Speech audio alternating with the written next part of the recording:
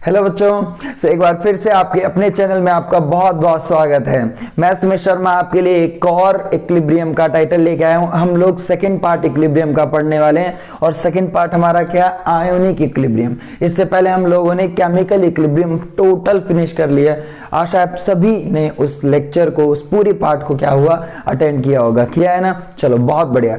आज के लेक्चर में हम लोग सबसे पहला पार्ट अटेंड करेंगे आयनिक इक्विलिब्रियम का, जो कि सिंपल कॉन्सेप्ट से रिलेटेड होगा, जिसमें हम इलेक्ट्रोलाइट्स, नॉन इलेक्ट्रोलाइट्स और इलेक्ट्रोलाइट्स के फर्दर पार्ट्स की बात करेंगे।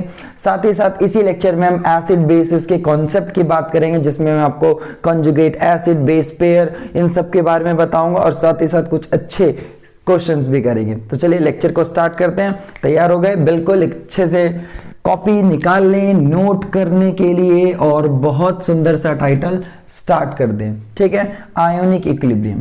भाई इक्विलिब्रियम तो ठीक है, लेकिन आयोनिक क्यों बोला गया है? So normally it is the equilibrium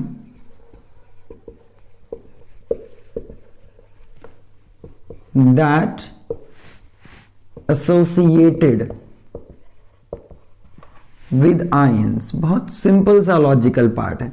अरे भाई एक ऐसा इक्विलिब्रियम जिसमें आयंस हो, उस इक्विलिब्रियम में आयंस हो, तो जरा देखें भाई आयंस कैसे। फॉर एग्जांपल मान लीजिए कि हमारे पास एसिटिक एसिड है।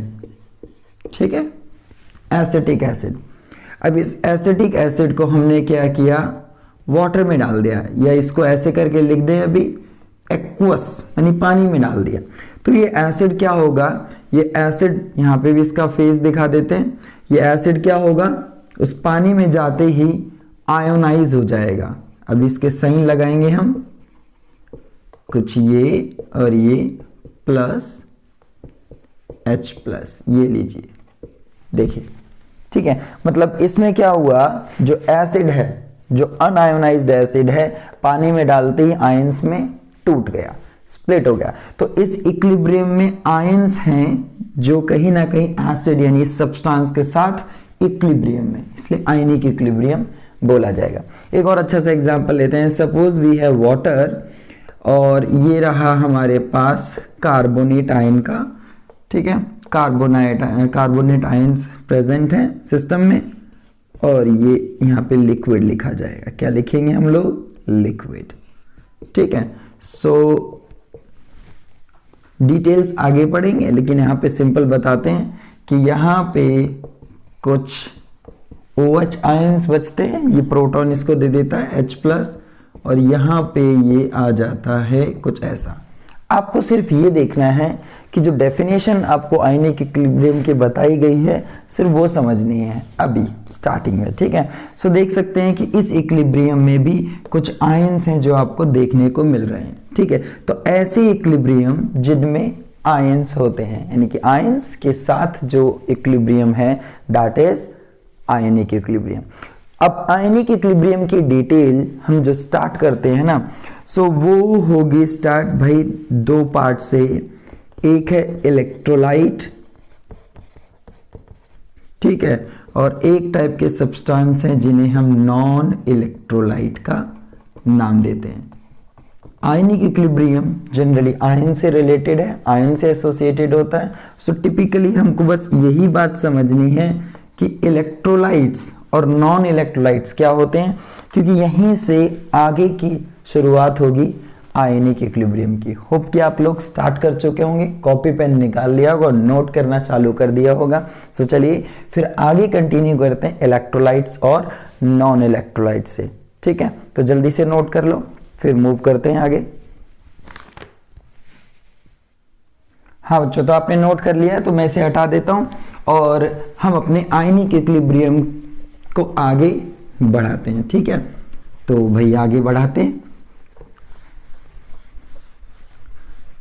अब हमारा मेन टाइटल है कि भाई इलेक्ट्रोलाइट्स और नॉन इलेक्ट्रोलाइट्स क्या हैं, क्योंकि बात यहाँ पे आयंस की चलेगी तो आयंस सॉल्यूशन में होंगे, और उसके लिए कहीं ना कहीं ये दो टाइटल हैं जो हमें इस चैप्टर को आगे बढ़ाने में मदद करेंगे। इलेक्ट्रोलाइट्स और लिखा हुआ है नॉन इलेक्ट्रोलाइट्स। हम में से ज़्यादातर बच्चों को ये बात बिल्कुल अच्छे से पता होगी कि हम किन सब्सटेंसेस को इलेक्ट्रोलाइट बोलेंगे और किन सब्सटेंसेस को हम लोग नॉन इलेक्ट्रोलाइट बोलेंगे। भाई इलेक्ट्रोलाइट्स कौन से हैं? Those substances whose aqueous solution can conduct electricity। ठीक है, आपको पहले से ही बात पता थी, वेरी गुड, बहुत बढ़िया। ठीक है, जबकि नॉन इलेक्ट्रोलाइट्स में क्या लिखेंगे? Substances whose aqueous solution do not conduct electricity। तो भाई फिर भी इसे इलेबोरेट कर दिया जाए कि क्या मतलब है इसका। तो मतलब सिंपल है कि ऐसे सब्सटेंस जिनको अगर पानी में घोल दिया जाए, ठीक है, ऐसे सब्सटेंस जो पानी में डाल दिए, ठीक है, अच्छे से स्टर करके एकदम बढ़िया सा सोल्यूशन बना दिया। अब उस सोल्यूशन, जो भी आपने सोल्यूशन बनाया है, उसको कंटेनर में रखा, ठीक है, एक मेटल की इलेक्ट्रोड, मतलब इलेक्ट्रोड यहाँ पे डाली, एक इलेक्ट्रोड यहाँ, जो करंट जो कैरी करवाएगी, कहना कहीं जो पास करने के लिए यहाँ पे सोल्यूशन में प्रेजेंट होगी। तो भैया ऐसे करके मेटल की रॉड डाल दी, जिन्हें हम लोग इलेक्ट्रोड बोलते हैं। एक को पॉजिटिव टर्मिनल से जोड़ दिया, एक को नेगेटिव से। अब ये जो सब्सटेंस जिसका ये सोल्यूशन बना था, अगर वो इन इलेक्ट्रोड्स के बीच करंट कैरी करता है, कनेक्ट करता है, इनको सर्किट को पूरा करेगा, ठीक है, तो कहीं ना कहीं वो सब्सटेंस हमारा क्या कहलाएगा? इलेक्ट्रोलाइट। जबकि अगर ये वाले केस की बात करें तो वो जो सब्सटेंस होते हैं वो इन दोनों इलेक्ट्रोड्स को कनेक्ट नहीं करेंगे, मतलब आयन जो है नहीं अवेलेबल होंगे शायद, इसी वजह से ये दोनों इलेक्ट्रोड्स कनेक्ट नहीं हो पाएंगे। तो मतलब कहीं ना कहीं कह सकते हैं कि ये सब्सटेंसेस सर ऐसे हैं जो करंट कैरी नहीं कर रहे हैं, जिनका सोल्यूशन कंडक्शन नहीं करेगा, जिनका सोल्यूशन इलेक्ट्रिसिटी को कंडक्ट नहीं करेगा। अगर हम कुछ एग्जाम्पल की बात करें तो इस केस में जैसे आपको बहुत अच्छे से याद होगा शुगर सोल्यूशन, ठीक है, चीनी का जो घोल होता है, चीनी का जो सोल्यूशन होता है वो, या फिर हम एक और एग्जाम्पल ले सकते हैं बढ़िया सा,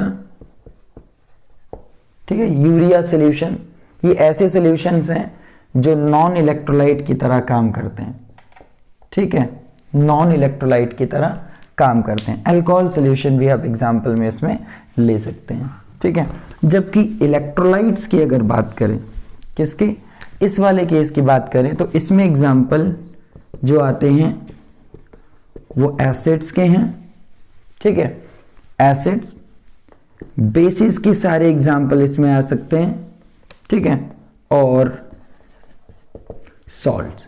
ये तीनों कैटेगरी ही इस पूरे चैप्टर को डिफाइन करेंगे। इस पूरे चैप्टर में एसिड, बेस और सॉल्ट की ही बात होगी, ठीक है, एसिड, बेस की और सॉल्ट की ही बात होगी। ये सभी सब्सटेंसेस, हालांकि एग्जाम्पल नहीं लिखे हैं, बेसिक जितने भी एसिड हैं या जितने भी बेसिस हैं या जितने भी सॉल्ट हैं, ये सारे के सारे जब पानी में इनको घोलोगे तो इनका जो सोल्यूशन बनता है ना, वो कहीं ना कहीं आयंस प्रोड्यूस करता है और उसी वजह से वो करंट को कंडक्ट करते हैं। कहना कहीं इन सभी के सॉल्यूशंस इलेक्ट्रिसिटी कैरी करते हैं, करंट को कैरी करते हैं, कंडक्शन करते हैं, और इसी वजह से इनको हम क्या कहते हैं? इलेक्ट्रोलाइट्स, है ना। बहुत सिंपल सी बात, ठीक है। तो जनरली अगर यहाँ पे इनके लिए बताया जाए, in aqueous solution they dissociate into ions which further are responsible for conduction of electricity। ठीक है, ये वाली बात भी आपको समझ आई कि भाई जब इनका सोल्यूशन बनाया जाता है तो एसिड, बेसिस, सॉल्ट ये आपके उस मतलब सोल्यूशन में जाते ही क्या हो जाते हैं? टूट जाते हैं, यानी डिसोसिएट हो जाते हैं। किस चीज में डिसोसिएट हो जाते हैं? ये आयंस में टूट जाते हैं। और वही आयंस यानी पॉजिटिवली चार्ज और नेगेटिवली चार्ज आयंस जो होते हैं वही रिस्पॉन्सिबल हैं क्या करने के लिए? Yes, conduction of electricity. शायद ये जो कंडीशन है ये उनमें एब्सेंट होती होगी, ये जो कंडीशन है ये उनमें क्या होती होगी? नहीं होती है। तो इसी कारण से यानी कि इनके सॉल्यूशन में क्या होता होगा? Absence of ions. क्या होता होगा? Absence of ions. ठीक है, सो इसी वजह से क्या होता होगा? ठीक है, नो कंडक्शन, है ना।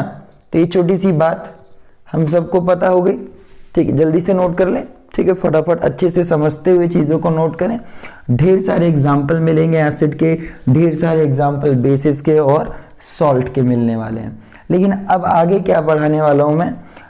इलेक्ट्रोलाइट्स कितने टाइप का? देखो भाई, यहाँ पे सब्सटेंसेस की दो कैटेगरी होगी। ये मान लीजिए सब्सटेंस की दो कैटेगरी, एक को ये बोला और एक को ये बोल लिया। ठीक है, यानी कि कोई कंपाउंड अगर है तो वो इन दो कैटेगरी में डिवाइड कर दिया। सो अब ये कैटेगरी हम आगे लेके चलेंगे और इस कैटेगरी में हम पढ़ने वाले हैं स्ट्रॉन्ग इलेक्ट्रोलाइट। क्या पढ़ने वाले हैं? Strong electrolyte. और फिर हम पढ़ने वाले हैं वीक इलेक्ट्रोलाइट। बहुत ध्यान से समझिएगा, स्ट्रॉन्ग इलेक्ट्रोलाइट और हम पढ़ने वाले हैं वीक इलेक्ट्रोलाइट। अच्छे से नोट कर लें, ठीक है, बहुत बढ़िया तरीके से, और फिर आगे बढ़ते हैं। नोट कर लो,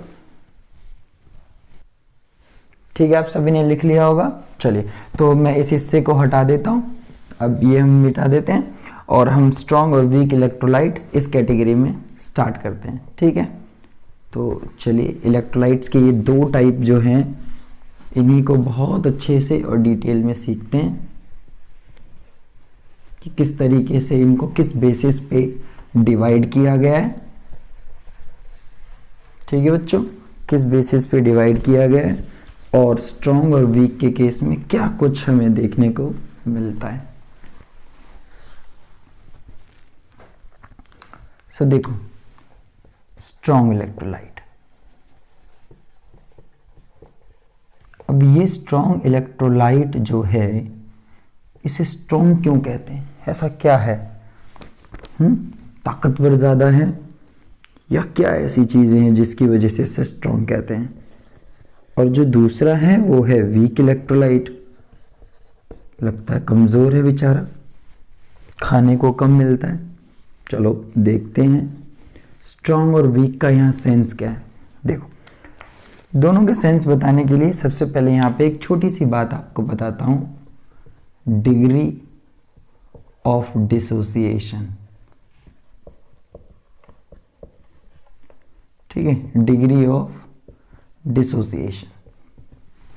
मान लीजिए कि हमने अपने सॉल्यूशन में 100 पार्टिकल्स डाले किसी सब्सटेंस के, इलेक्ट्रोलाइट के हमने 100 पार्टिकल डाले, लेकिन 100 में से सिर्फ 20 ही क्या हुए? टूटे। बाकी 80 जो है कैसे रहे? जैसे मान लीजिए ए बी कोई सब्सटेंस है, इसको हमने एक्वस यानी पानी में डाला, ठीक है, और इसके ये कहीं ना कहीं ये इसके आयंस अलग अलग हो गए। अब मैंने सपोज 100 पार्टिकल्स यूज किए, मतलब इसमें ऐड किए थे, और 100 में से सिर्फ कहीं ना कहीं 20 पार्टिकल्स, कितने पार्टिकल? 20 ही क्या हुए? टूटे। बाकी 80 क्या रहे?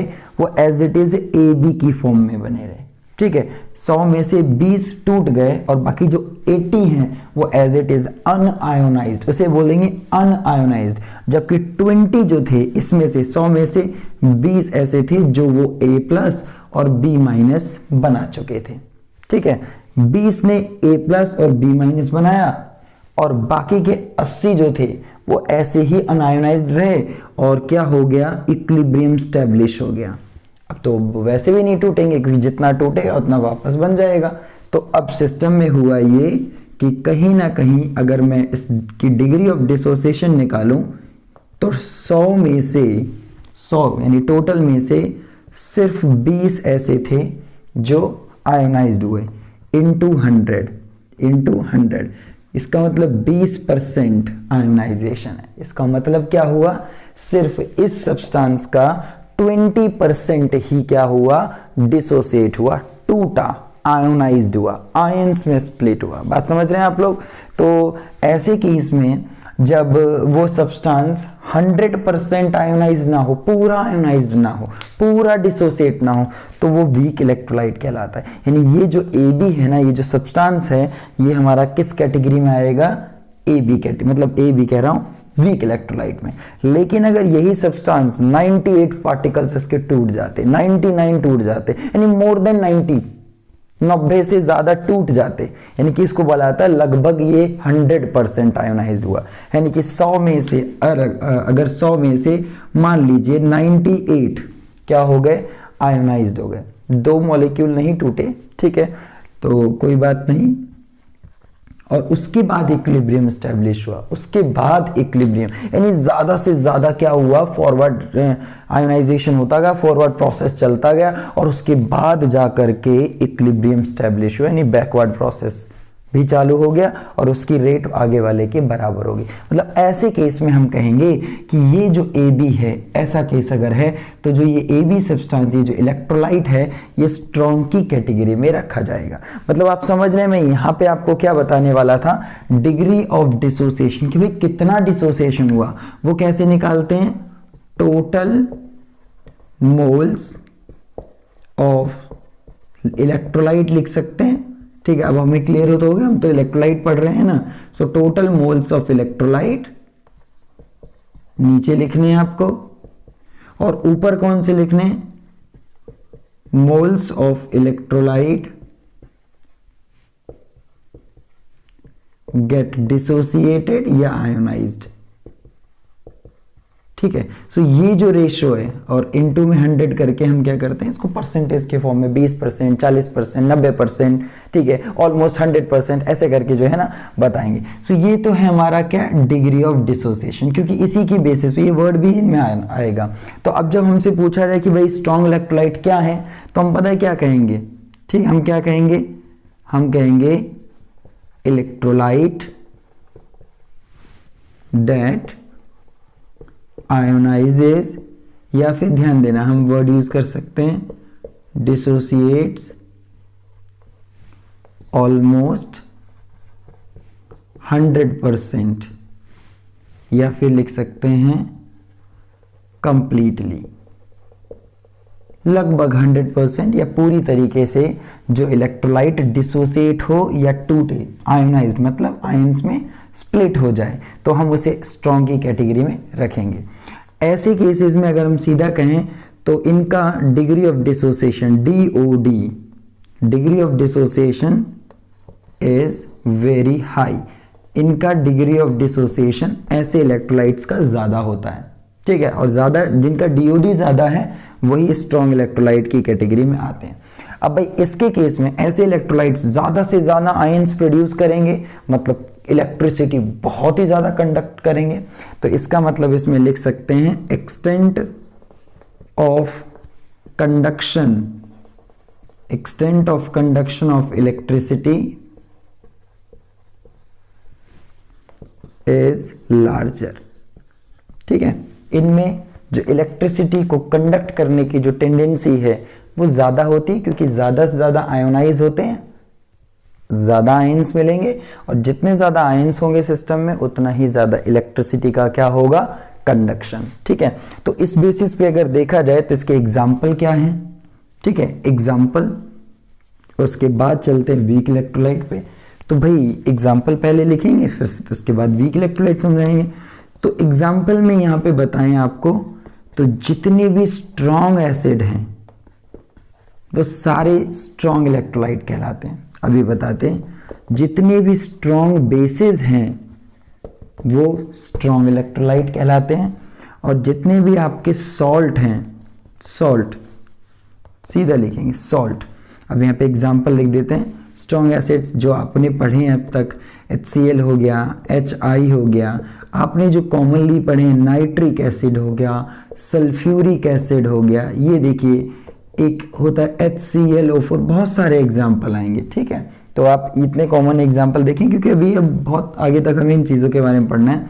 Hydrochloric acid, hydrogen iodide, nitric, sulphuric, perchloric, क्या बोलते हैं इसे? परक्लोरिक एसिड, ठीक है। ये वाला हिस्सा हटा देता हूं मैं।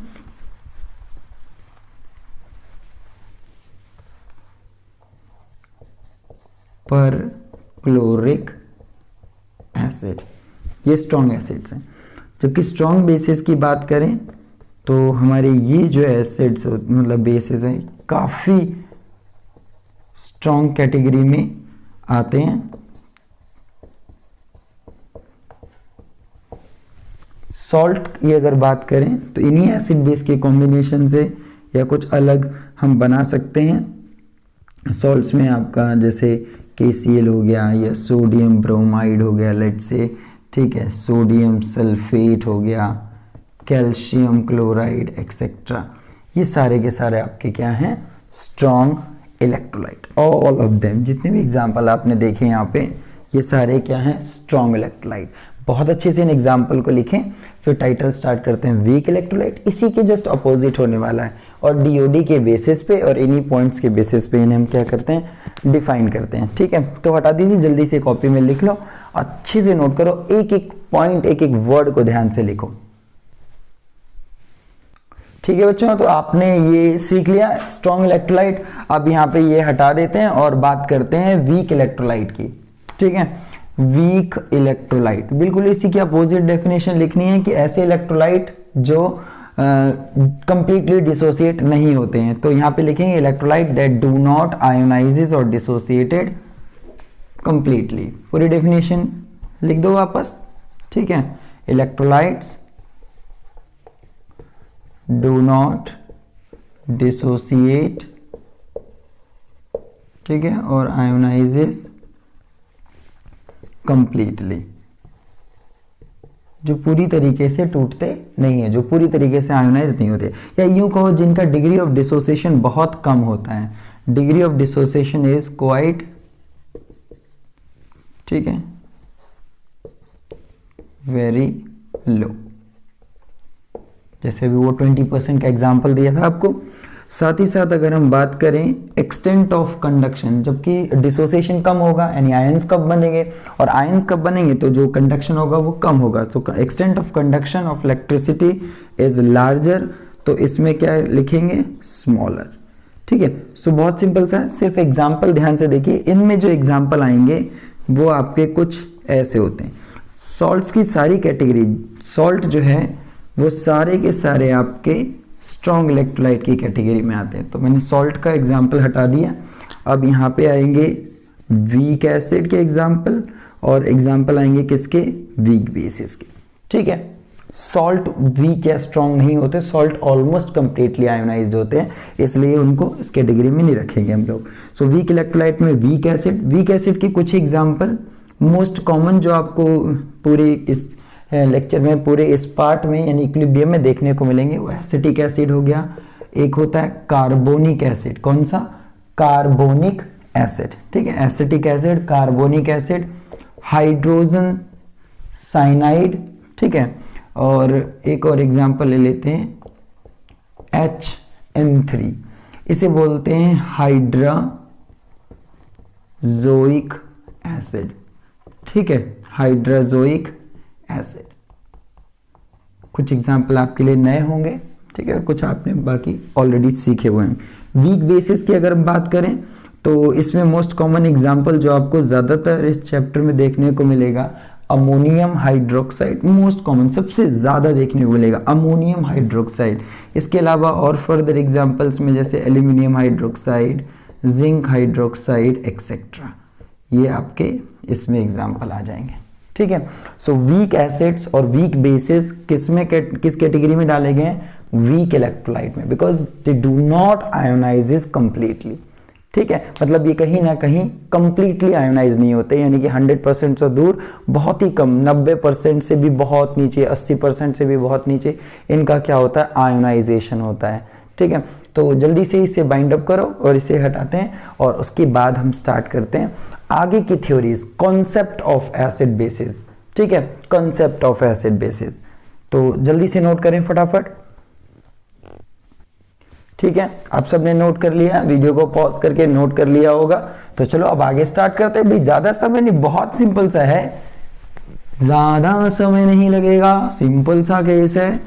तो आपने अब तक सीखा इलेक्ट्रोलाइट्स और नॉन इलेक्ट्रोलाइट्स, फिर आपने सीखा इलेक्ट्रोलाइट्स कि पार्ट्स जिसमें हमने स्ट्रॉन्ग और वीक देखे, ठीक है, उनके एग्जाम्पल्स देखे।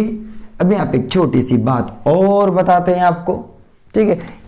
छोटी सी बात ये है कि ज्यादातर जो स्ट्रॉन्ग इलेक्ट्रोलाइट के लिए हम लोग लिखेंगे ना, मतलब स्ट्रॉन्ग इलेक्ट्रोलाइट जो कि पूरा आयोनाइज हो जाते हैं, तो मान लीजिए ए बी इलेक्ट्रोलाइट है, ये लगभग पूरा आयोनाइज हो रहा है, ठीक है, तो A प्लस बी माइनस, लगभग ये पूरे के पूरे 100% बनते हैं, ठीक है। सो इनकी जो फॉरवर्ड प्रोसेस, मतलब इनका जो फॉरवर्ड जो प्रोसेस होता है वो बहुत स्पीड में होता है। ये मान लीजिए कि एक्सटेंट ऑफ रिएक्शन बहुत ज्यादा, बहुत देर में इक्विलिब्रियम अचीव होता है, तो इनके जो प्रोडक्ट्स होते हैं ना वो बहुत ज्यादा बन जाते हैं, ठीक है। प्रोडक्ट्स जो होते हैं यानी कि जो इनके आयंस है वो बहुत ज्यादा क्वांटिटी में बन जाते हैं, और ये बहुत कम बचता है अनआयोनाइज्ड, यानी ज्यादातर क्या हो गया, टूट गया, आयोनाइज हो गया, इनमें बदल गया, है ना।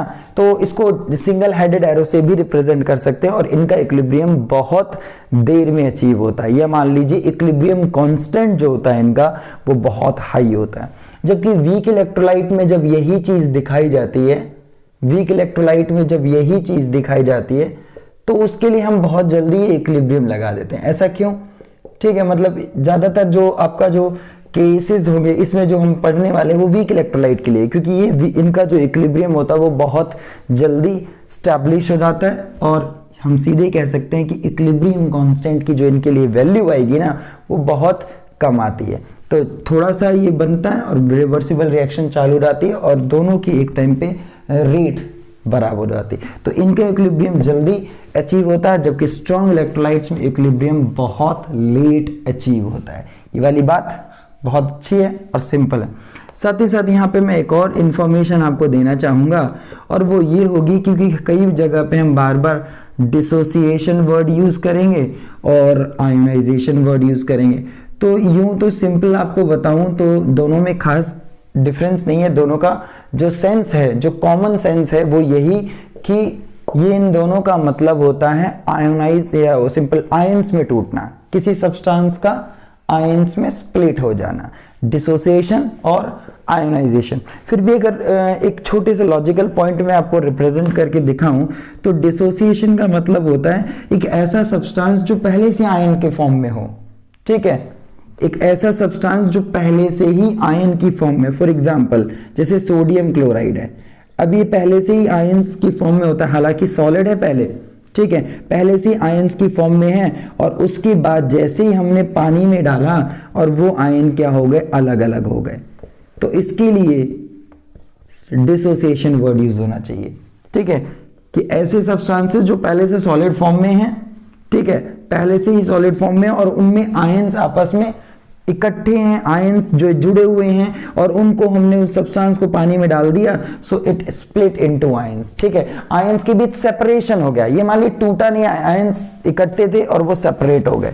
जबकि यहां वाले केस में अगर हम बात करें, इस वाले मतलब ये मान लीजिए dissociation generally for ionic compounds, किसके लिए हुआ, आयोनिक कंपाउंड्स के लिए, ये वर्ड किसके लिए हो, आयनिक कंपाउंड्स के लिए। इसमें अगर हम एग्जांपल दें तो जैसे मान लीजिए HCl हो गया, ठीक है, ये कोवलेंट कंपाउंड, ये कैसा है, कोवलेंट, लेकिन एक्चुअली अगर बताया जाए तो ये पोलर कोवलेंट है। कैसा है, पोलर कोवलेंट। कैसे भाई, यहाँ पे जो बॉन्ड है ये कोवलेंट है, लेकिन यहाँ पे इलेक्ट्रोनेगेटिविटी डिफरेंस की वजह से इनमें कुछ हद तक चार्जेस आते हैं, आपको पता है, पोलर हो जाता है। तो जब इसे हम एक्वस मीडियम में डालेंगे तो ये भी आयंस में सेपरेट होंगे, किसमें होंगे, आयंस में सेपरेट होंगे। क्लियर है वाली बात, आयंस में सेपरेट होंगे। तो generally covalent, polar covalent species के लिए आयनाइजेशन वर्ड यूज किया गया है, और आयनिक कंपाउंड्स के लिए कौन सा, डिसोसिएशन। ये पहले से आयंस की फॉर्म में थे, जबकि ये पहले से एटम की फॉर्म में थे। क्लियर है ना, एटम की फॉर्म में थे, सॉल्वेंट में डाला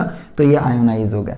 बट नाउ डेज इनमें ज्यादा डिफरेंस नहीं देखा गया है। हम डिसोसिएशन और आयोनाइजेशन वर्ड जो है कॉमनली यूज कर लेते हैं आयंस में टूटने की वजह से। ठीक है, लॉजिकल फैक्ट है, जरूर ध्यान से देखें।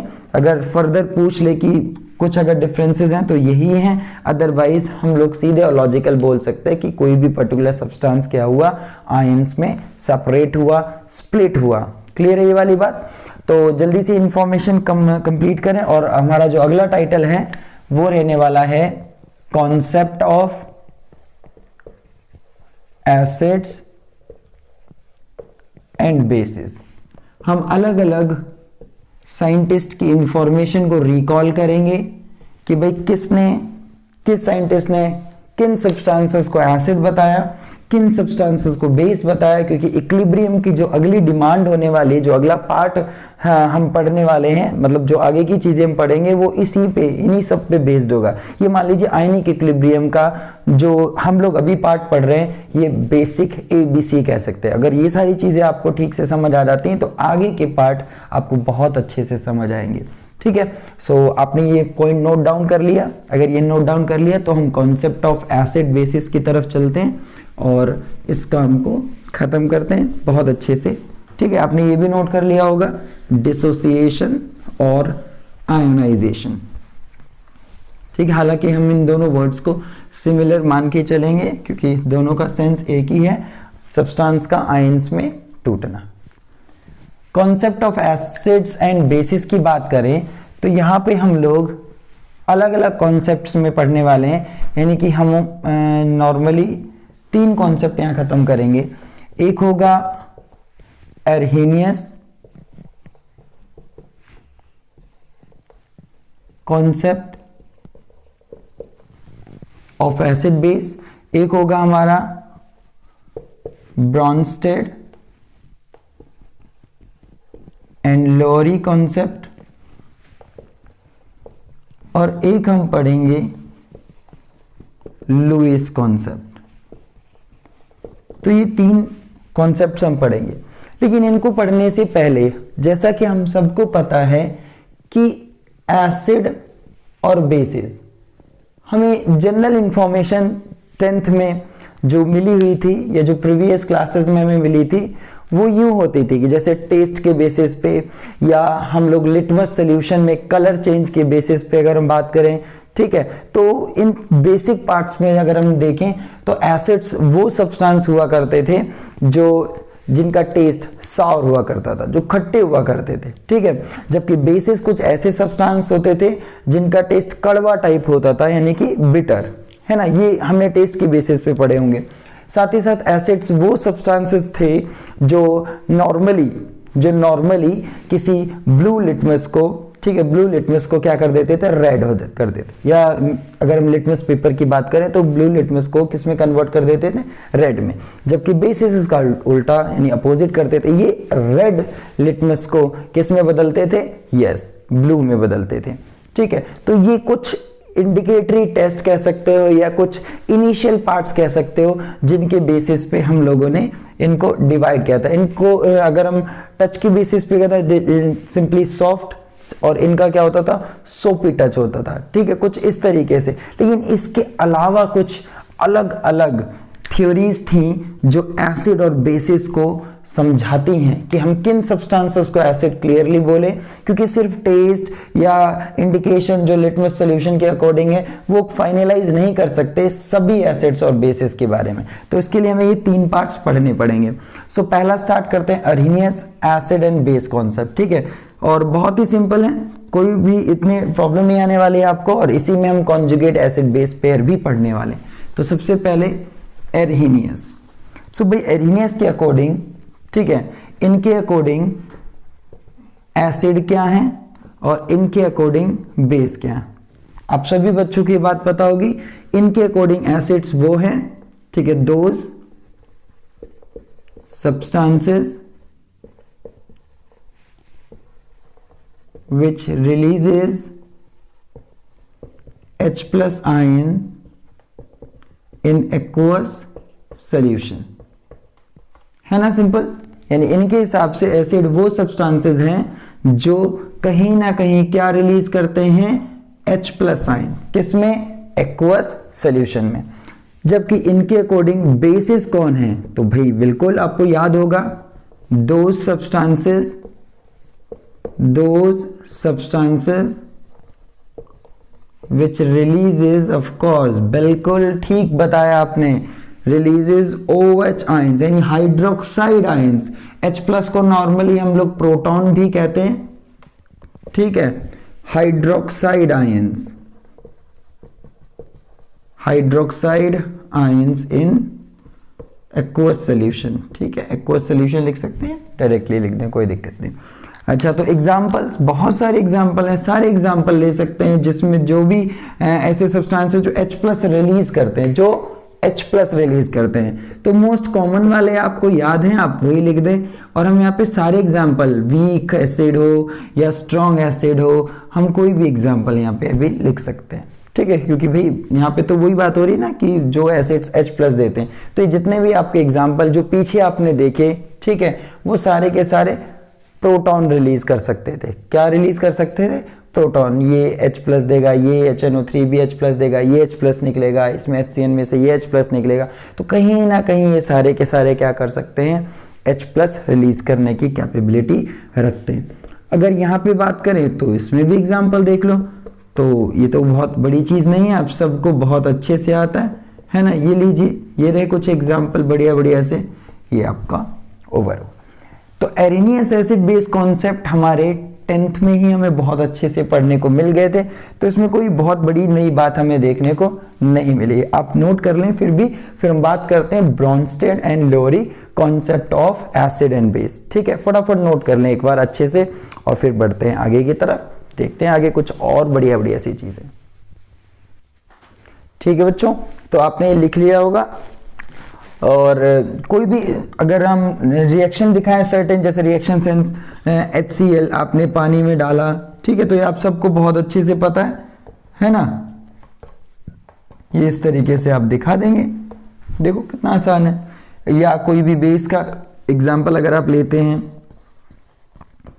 ये देखिए, तो आप सीधे ही, इसमें कोई बहुत बड़ी और खास बात नहीं है, खास बात तो आगे आने वाली है ना, खास बात तो आगे आने वाली है। चलो तैयार हो जाओ उस खास बात को सीखने के लिए, ठीक है। सो अगला कॉन्सेप्ट हमारा जो है वो देखते हैं कौन सा है।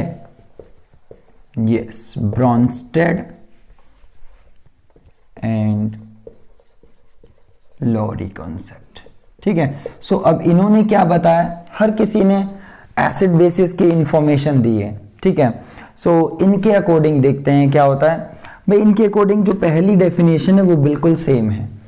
इनके अकॉर्डिंग, इन दोनों के अकॉर्डिंग भी एसिड वही सब्सटेंसेस होते हैं जो H+ डोनेट करते हैं, यूं कहो H+ डोनेट नहीं, H+ रिलीज करते हैं, ठीक है, H+ सॉल्यूशन में रिलीज करते हैं। ये क्लियर है, ये सीधी डेफिनेशन है। तो भाई फिर बदलाव का हुआ, तो देखते हैं बदलाव है यहां पे इनकी बेसिस की डेफिनेशन में चेंज, ठीक है। बेस की डेफिनेशन कैसे चेंजेस है जरा देखो, मतलब क्या डेफिनेशन है, कहते हैं कि बेसिस वो सब्सटेंस हैं, ठीक है, those substances which accept H+ ion. ये लो, होगी डेफिनेशन। देखो कितना सिंपल है। एसिड इनके अकॉर्डिंग भी वही है, मतलब ब्रॉन्स्टेड और लोरी के जो एसिड हैं हम कह सकते हैं कि एरिनियस के एसिड ही होते हैं, अलग नहीं है। लेकिन इनके बेसिस और उनके बेसिस अलग अलग हैं, मतलब उनके हिसाब से जो बेस हैं वो OH आयन देते हैं और इनके हिसाब से जो बेस हैं वो H+ एक्सेप्ट करते हैं। अब भाई ऐसे कोई एग्जाम्पल दो सर जिसमें ये पता लगे कि वो बेस H+ ले रहे हैं। तो बहुत अच्छे अच्छे एग्जाम्पल हैं, आप देख सकते हैं, जैसे वाटर हो गया आपका, ये न्यूट्रल एग्जाम्पल हैं। NH3 हो गया, बहुत बढ़िया बेस का काम करता है, ठीक है। साथ ही साथ हम यहाँ पे OH- का एग्जाम्पल ले सकते हैं, साथ ही साथ हम इसमें F-, CN- एक्सेट्रा इनके एग्जाम्पल ले सकते हैं। अब ये किस तरीके से प्रोटॉन एक्सेप्टर, मतलब प्रोटॉन एक्सेप्टर कह सकते हो। बेसिस क्या होते हैं? Proton acceptor. जैसे अभी हमने एग्जांपल लिया, जैसे सपोज वाटर का एग्जांपल लिया, ठीक है। सो वाटर के सामने अगर कोई प्रोटॉन है, ठीक है, तो वाटर में जो ऑक्सीजन है ना, इसके पास लोन पेयर होते हैं, फ्री इलेक्ट्रॉन पेयर। इन लोन पेयर को दे करके, मतलब इन लोन पेयर के थ्रू उस प्रोटॉन को ये अपने में जोड़ने की कैपेबिलिटी रखते हैं। तो देखो ये जिसने क्या किया, अपना लोन पेयर दे करके उस H+ को लिया, तो ये क्या हुआ, ये बेस है, ठीक है, ठीक है। कैसा बेस है? ब्रॉन्स्टेड एंड लोरी बेस है, मतलब इन दोनों के अकॉर्डिंग ये क्या है, बेस जिसने प्रोटॉन क्या किया है, लिया है, ठीक है, बहुत सिंपल सा है। कोई दूसरा एग्जाम्पल, सेम अमोनिया भी ऐसे ही करता है, same OH minus, same F minus या सेम Cn माइनस करता है। सपोज Cn माइनस का एग्जाम्पल लेते हैं, लेट्स से Cn माइनस, इसके सामने एक प्रोटॉन है, देखो क्या करेगा ये माइनस का मतलब समझते हैं आप, एक्स्ट्रा इलेक्ट्रॉन्स हैं, उन इलेक्ट्रॉन के थ्रू ही इसको क्या कर लेगा, गेन करेगा, और इस तरीके से आपका ये एक सब्सटेंस बन जाएगा। तो ये क्या हुआ, ये भी एक बेस है, ये भी एक बेस है, all are Bronsted and Lowry acids and bases. ठीक है, मतलब इनकी बात करें तो ये बेसिस और एसिड्स तो बहुत कॉमन है। तो यहां से आपने एक बहुत अच्छी चीज सीखी, बिल्कुल ठीक है, ये नया आपने सीखा, ठीक है, वो पुराना ही है, ये नया सीखा। तो आप ये भी कह सकते हो कि ब्रोंस्टेड एंड लोरी के जो बेसिस हैं वो बिल्कुल एरेनियस के बेस हैं, ठीक है, लेकिन जितने इनके बेसिस हैं वो एरेनियस के बेसिस नहीं है। ये बात आपको समझ आई, यानी कि बेस कॉमन नहीं है बट एसिड्स तो कॉमन है, एक जैसे एसिड है। क्लियर, ये जल्दी से नोट कर ले, छोटी सी इंफॉर्मेशन, फिर आपको हम अगले एग्जाम्पल की तरफ लेके चलते हैं। लेकिन अगले एग्जाम्पल की तरफ लेके चलने से पहले इसी कॉन्सेप्ट में आपको कॉन्जुगेट एसिड और बेस पेयर के बारे में और इंफॉर्मेशन देते हैं, जिसमें सवाल आ ही जाता है। ठीक है, तो फटाफट खत्म करें, फिर मैं कॉन्जुगेट एसिड बेस पेयर आपको समझाता हूं। हाँ बच्चों, आपने ये नोट कर लिया, ठीक है, तो अब मैं आपको कॉन्जुगेट एसिड बेस पेयर बताता हूं। तो ये वाला हिस्सा हटा देते हैं, ये लीजिए, ये हिस्सा हटा दिया।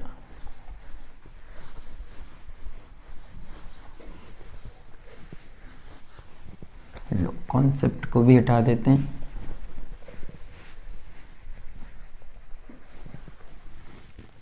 देखो,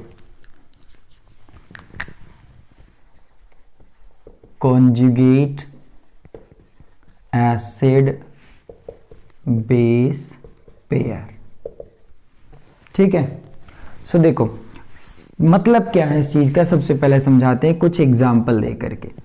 जैसे मान लीजिए आपके पास एग्जाम्पल है NH3HCl, ठीक है, फिर एक एग्जाम्पल है आपके पास H2OHCl, ये लीजिए, एक एग्जाम्पल और लेते हैं इसमें बढ़िया सा, NH3H2O। इन तीन से आप इजीली समझ लेंगे, बहुत आसान होता है कॉन्जुगेट एसिड बेस पेयर। देखो, अमोनिया यहां पे एक प्रोटॉन एक्सेप्टर है और HCl एक बहुत ही अच्छा एसिड है। HCl एक स्ट्रॉन्ग एसिड है, तो जो स्ट्रॉन्ग एसिड होगा वो प्रोटॉन दे देगा, ठीक है, ये प्रोटॉन रिलीज करेगा। ये प्रोटॉन कौन कैप्चर कर लेगा, ये अमोनिया। इसके पास लोन पेयर होता है ना, ये ब्रोंस्टेड, अभी आपने देखा ब्रोंस्टेड बेस का काम करता है। तो जैसे ही इसको प्रोटॉन देगा तो ये बदल जाएगा NH4+ में। किस में बदल जाएगा, NH4+ में, ठीक है। NH3 था पहले और एक और मिल जाएगा, H+ एक और मिल जाएगा, और अमोनिया उसको जब लेगा तो उसके ऊपर एक चार्ज आ जाएगा, नाइट्रोजन के ऊपर चार्ज आ जाएगा, तो अमोनियम बन जाएगा। अमोनियम क्या बनेगा, अमोनियम। तो इसने प्रोटॉन लिया तो मतलब ये क्या काम कर रहा था, बेस का। अब इसने जब प्रोटॉन लिया तो NH4 बना, और HCl ने प्रोटॉन दे दिया तो क्या बना इसका, Cl-। अब देखो ध्यान से समझना, इस बेस से ये वाली चीज बनी, इस एसिड से ये वाली चीज बनी, ठीक है।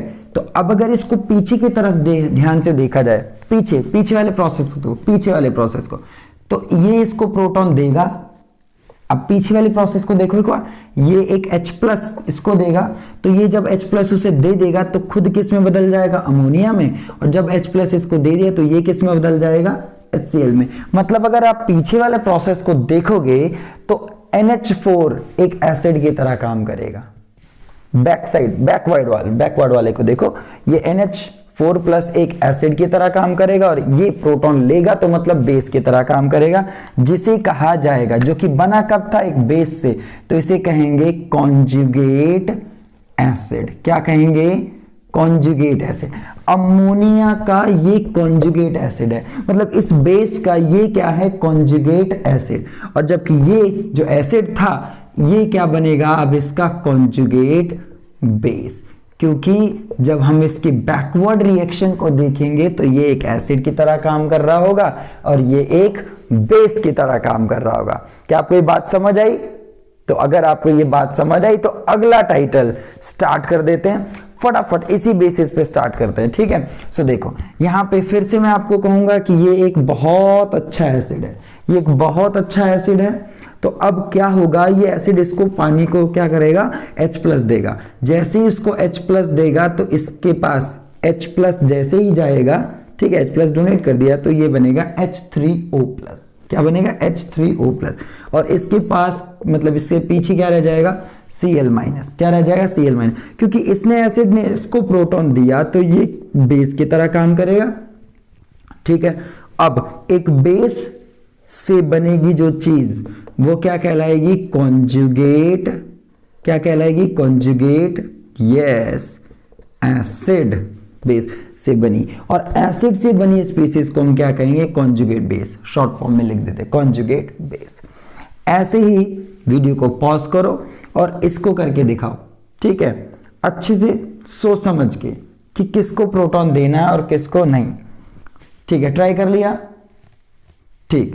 अगर आपने ट्राई कर लिया तो आप जरा ये देखो कि अभी थोड़ी देर पहले ये भी बेस का काम कर रहा है और ये भी बेस का, तो हम इनमें से किसको एसिड मानेंगे, किसको बेस? दोनों ही बेस हैं।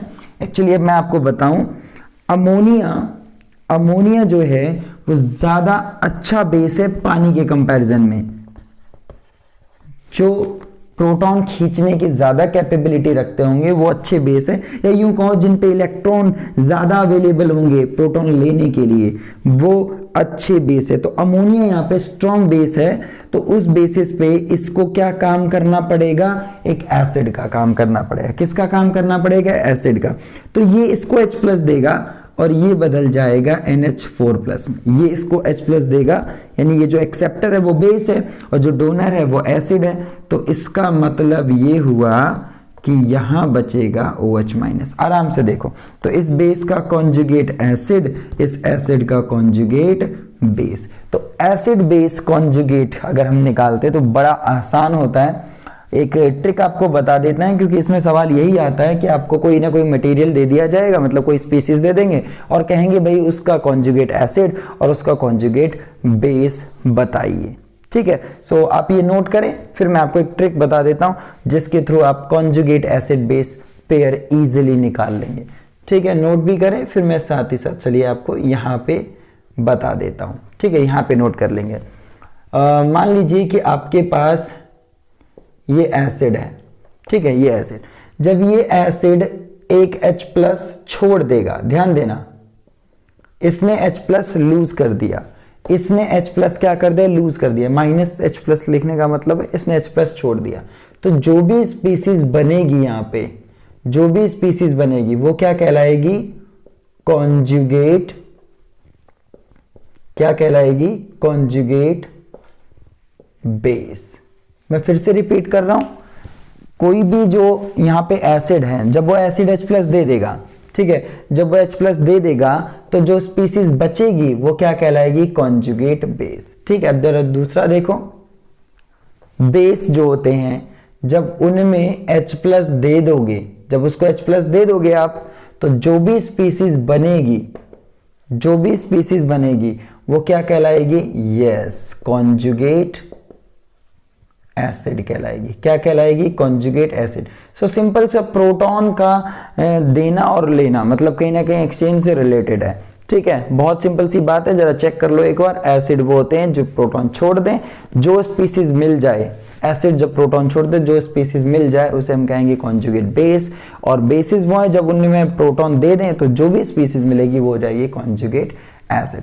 तो फटाफट इसे नोट करें, उसके बाद मैं आपको कुछ एग्जांपल देता हूं, फिर हम लोग conjugate acid base pair find out करते हैं। अच्छे से नोट कर लें एक बार, अच्छे से नोट करें।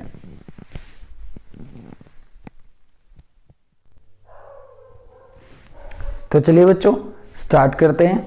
हमारे सामने एक सिंपल सा क्वेश्चन है, एक नहीं दो क्वेश्चन है। देखिए सबसे पहले में पूछा हुआ है व्हाट आर कॉन्जुगेट बेसिस, ठीक है, ये है हमारा सवाल। और इन सभी स्पीसीज के कॉन्जुगेट बेस देने, तो सबसे पहले ध्यान लगाते हैं कि इन सब के बेस देने, कौन से कॉन्जुगेट बेसिस। तो अगर बेसिस देने हैं तो ये सारे की सारी स्पीसीज पता है क्या काम करेंगी, एसिड, क्योंकि एक एसिड का कॉन्जुगेट बेस होता है, एक एसिड का ही कॉन्जुगेट बेस होता है। क्लियर है ना बात? तो ये सारी स्पीसीज को एक एसिड की तरह काम करना होगा, और एसिड की तरह सभी स्पीसीज काम करेंगी, मतलब H+ डोनेट करेंगी।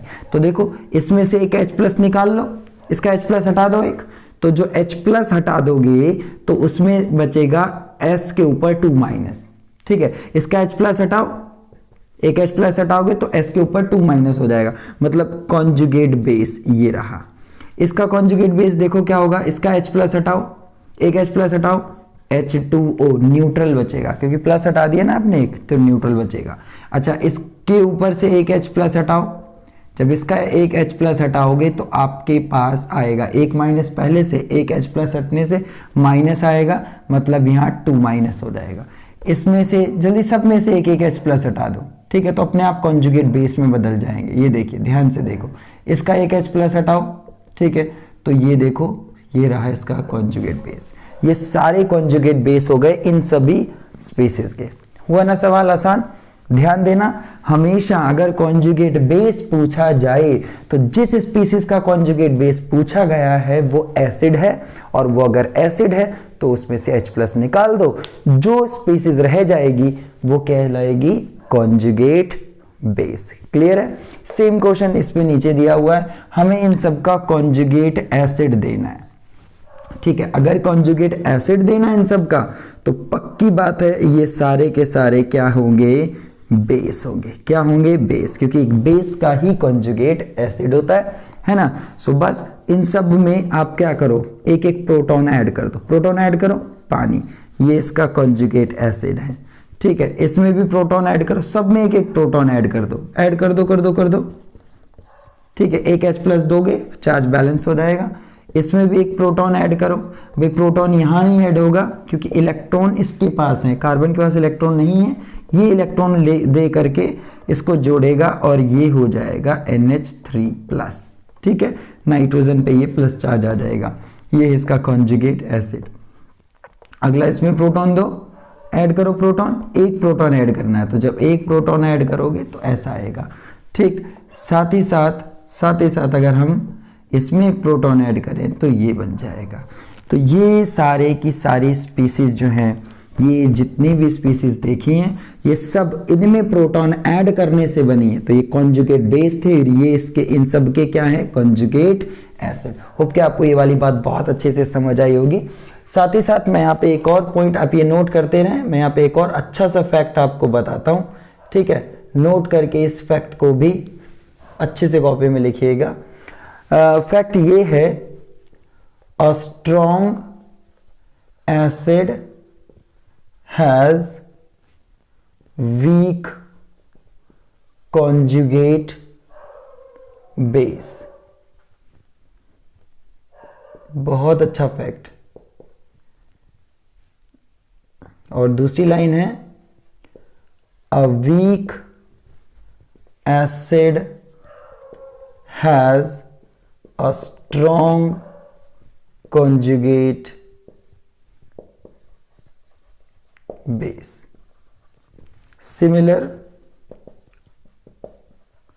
Similarly for bases।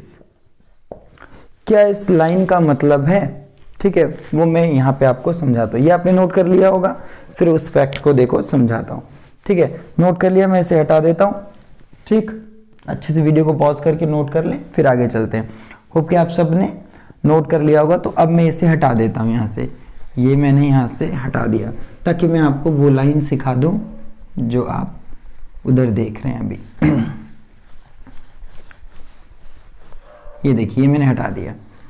अब वहां पे ये लाइन लिखी हुई है कि अगर कोई स्ट्रॉन्ग एसिड है, जैसे मान लीजिए HNO3, मान लीजिए स्ट्रॉन्ग एसिड है HNO3, तो जब स्ट्रॉन्ग एसिड H+ दे देगा तो जो ये वाली स्पीसीज है, ये तो भाई एसिड है, तो इसका कॉन्जुगेट क्या है, बेस। ये एसिड स्ट्रॉन्ग है, ध्यान से देखना, ये एसिड क्या है, स्ट्रॉन्ग है। स्ट्रॉन्ग का मतलब इसका जो आगे वाला जो प्रोसेस है आयोनाइजेशन वो ज़्यादा है, डिग्री ऑफ डिसोसिएशन मतलब ज़्यादा है, तो ये कहीं ना कहीं आगे की तरफ ज़्यादा भाग रहा है, यानी कि पीछे वाला प्रोसेस है वो इतना ज़्यादा तेज नहीं चलेगा जितना फॉरवर्ड वाला चलेगा। ठीक है, तो इसका मतलब हुआ कि जब ये पीछे की तरफ यानी कि जब ये प्रोटॉन ले रहा है तो इसकी ताकत उतनी अच्छी नहीं, प्रोटॉन एक्सेप्ट करने की ताकत अच्छी नहीं है, जबकि इस स्पीसीज की प्रोटॉन देने की ताकत ज्यादा है। तो इसका मतलब क्या हुआ कि ये कम ताकतवर हुआ। तो एक स्ट्रॉन्ग एसिड का जो कॉन्जुगेट बेस है वो कैसा आएगा, वीक आएगा, क्योंकि वो कहीं ना कहीं उसकी जो ताकत है प्रोटॉन लेने की वो कम है, क्योंकि जो उसका एसिड है उसको प्रोटॉन रिलीज करने की टेंडेंसी बहुत अच्छी है। तभी मैंने यहाँ पे क्या लिखा हुआ है कि एक स्ट्रॉन्ग एसिड जो होता है बच्चे, ठीक है, that has week conjugate base. ठीक, अब एक उल्टा एग्जांपल लो इसका, एक उल्टा एग्जांपल, ये आपने देखा, इसको मैंने वीक एसिड के एग्जांपल में लिखा। अब इसने प्रोटॉन छोड़ दिया और बना CH3COO-। क्लियर, ये एक वीक एसिड होता है। कैसा होता है, वीक एसिड। अभी वीक एसिड क्यों होता है, क्योंकि जैसे ही फॉरवर्ड प्रोसेस चल रहा होता है कम आयोनाइज हो पाता है, पीछे वाले प्रोसेस बहुत स्ट्रांगली चालू होता है और इक्विलिब्रियम अटेन हो जाता है। ठीक है, वीक के केसेस में इक्विलिब्रियम जल्दी अचीव होता है।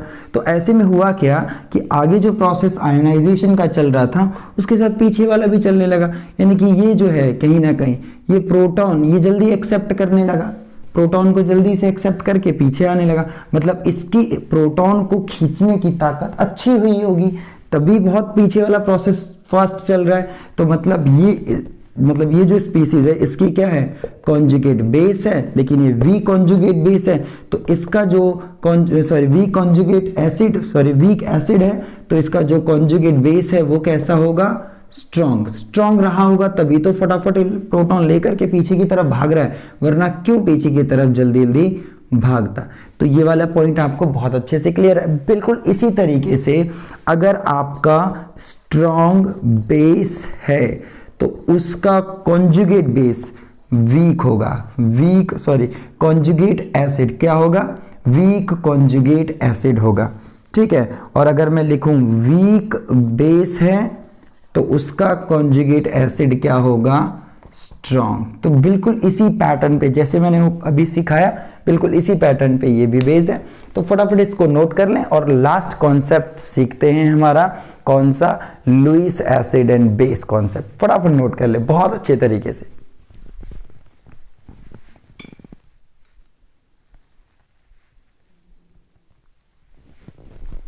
तो चलिए बच्चों हम स्टार्ट करते हैं। लास्ट कॉन्सेप्ट हमारा लुईस एसिड बेस कॉन्सेप्ट, बहुत ही सिंपल, बिल्कुल जैसे अभी तक आपने चीजें देखी, स्ट्रेट फॉरवर्ड, लॉजिकल। ठीक है, सभी ने अपने कॉन्सेप्ट्स को कैसे कैसे रिप्रेजेंट किया। तो लास्ट हमारा रहेगा Lewis acid and base concept. अब देखो इनके हिसाब से एसिड क्या और बेसिस क्या, यही तो बात हम खत्म कर रहे हैं इस वाले लेक्चर में। ठीक है, सो इनके हिसाब से एसिड कौन और बेस कौन। तो ये कहते हैं कि एसिड जो है दोज स्पीसीज या सब्सटेंस, ठीक, which accept electron pair from others, दूसरों से जो इलेक्ट्रॉन पेयर एक्सेप्ट करें उन्हें हम कहेंगे एसिड। ठीक है, लुईस के अकॉर्डिंग उन्हें हम क्या कहते हैं, एसिड। एग्जाम्पल के लिए अगर हम देखें यहाँ पे, सो कुछ ऐसे एग्जाम्पल हैं सिंपल हमारे पास जो जिनका सेंट्रल एटम का ऑक्टेट पूरा नहीं होता, या जो इनमें इलेक्ट्रॉन की शॉर्टेज है। ठीक है, ऐसे पॉजिटिवली चार्ज स्पीसीज जिनमें इलेक्ट्रॉन पेयर की शॉर्टेज होती है, इलेक्ट्रॉन पेयर एक्सेप्ट करते हैं। इनमें बोरॉन, एल्यूमिनियम, बोरॉन, आयरन, इनका ऑक्टेट पूरा नहीं होता। ठीक है, और ये शॉर्टेज है इसमें, तो इलेक्ट्रॉन की जो इलेक्ट्रॉन एक्सेप्ट कर सकता है, तो ये सारे इलेक्ट्रॉन डेफिशिएंट होते हैं। या यूं मान लीजिए कि एसिड्स जो है ना यहाँ पे क्या है, इलेक्ट्रॉन डेफिशिएंट। ठीक है भाई, इलेक्ट्रॉन एक्सेप्ट कौन करेगा? जिनमें इलेक्ट्रॉन्स की कमी हो। तो जनरली हम सीधा ऐसे भी कह सकते हैं इलेक्ट्रॉन डेफिशिएंट, जो इलेक्ट्रॉन डेफिशिएंट हैं, जो इलेक्ट्रॉन पेयर एक्सेप्ट करते हैं, जिनमें इलेक्ट्रॉन की कमी है, जो इलेक्ट्रॉन एक्सेप्ट करते हैं, उन्हें हम लोग लुईस एसिड का नाम देते हैं। क्या नाम देते हैं? लुईस एसिड का नाम। अब लुईस बेसिस क्या होता है? इसका अपोजिट डेफिनेशन, ठीक है, those which donate electron pair to others, यानी इलेक्ट्रॉन डोनर। इनमें इलेक्ट्रॉन्स क्या होते हैं? इलेक्ट्रॉन रिच होता है। ये मान लीजिए इलेक्ट्रॉन रिच हैं, ज़्यादा हैं, धनी हैं, बहुत सारे इलेक्ट्रॉन, मतलब ये मान लीजिए कि अमीर आदमी और ये कैसे हैं? गरीब, ठीक है।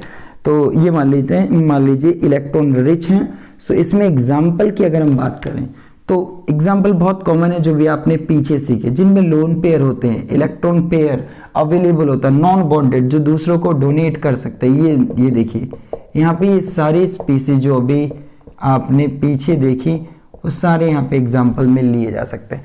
अब हम बिल्कुल कह सकते हैं, आप समझ रहे होंगे कि यहाँ पे जो बेसिस है ना, जो लुईस के अकॉर्डिंग जो बेस है वो वही हैं जो ब्रॉन्स्टेड बेस थे। तो ये बात वहाँ पे हम अलग से लिख देंगे, अभी ये वाली बात हम अच्छे से लिख देंगे।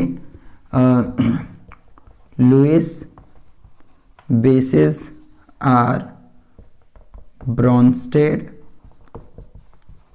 बेसिस, लेकिन एसिड्स नहीं, ठीक है, एसिड्स अलग अलग होते हैं, ठीक है। अच्छा, साथ ही साथ यहाँ पे एग्जांपल दें तो मान लीजिए कि A+B, अब इसके पास इलेक्ट्रॉन पेयर है बट इसके पास नहीं है, तो ये इलेक्ट्रॉन पेयर इसको देगा और फिर इसके साथ कॉम्बिनेशन करेगा, सॉल्ट बनाएगा। तो जो इलेक्ट्रॉन पेयर देगा वो कौन हुआ? लुईस बेस हुआ। क्या हुआ? Lewis base. और जिसने इलेक्ट्रॉन पेयर एक्सेप्ट किया वो क्या हुआ? लुईस एसिड, है ना, सिंपल। तभी तो कॉम्बिनेशन होगा, ठीक है भाई।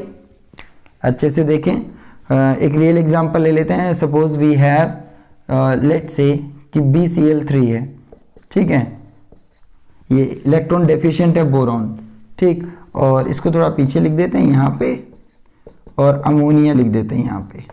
अब आप देखिए इसके पास लोन पेयर है, इसे डोनेट करेगा क्योंकि 6 इलेक्ट्रॉन पूरे होते हैं, ऑक्टेट इनकम्प्लीट होता है इसका।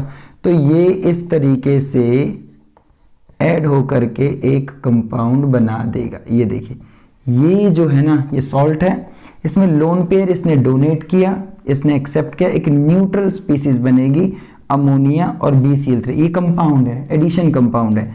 यहाँ पे ये लुईस बेस है और ये लुईस एसिड का काम कर रहा है ना, लॉजिकल पार्ट, ठीक है। आपने देखा लुईस एसिड बेस कॉन्सेप्ट कितना सिंपल है, स्ट्रेट फॉरवर्ड। तो अब हमने देखा कि हम एसिड्स और बेसिस किन को बोलेंगे और किन को नहीं बोलेंगे। सो नॉर्मली हमने देखा कि एर्हेनियस के अकॉर्डिंग एसिड बेस की डेफिनेशन अलग है, ब्रॉन्स्टेड एसिड बेस के अकॉर्डिंग डेफिनेशन अलग है और लुईस के अकॉर्डिंग एसिड बेस की डेफिनेशन अलग है। तो सभी के क्राइटेरिया जो भी हैं वो आपको ध्यान रखने होंगे कि किसके बेसिस पे किसको एसिड किसको बेस कहा जाएगा। होप कि आपको लेक्चर समझ आया होगा, आपने सारी चीज़ों को बहुत ध्यान से देखा होगा और सीखा होगा, ठीक है। ऐसी वीडियोज़ के लिए चैनल को सब्सक्राइब कर लें और वीडियो अगर अच्छी लगी हो तो लाइक कर दें, ठीक है। अच्छी सी पढ़ाई कीजिए और बहुत आगे तक बढ़ते रहिए।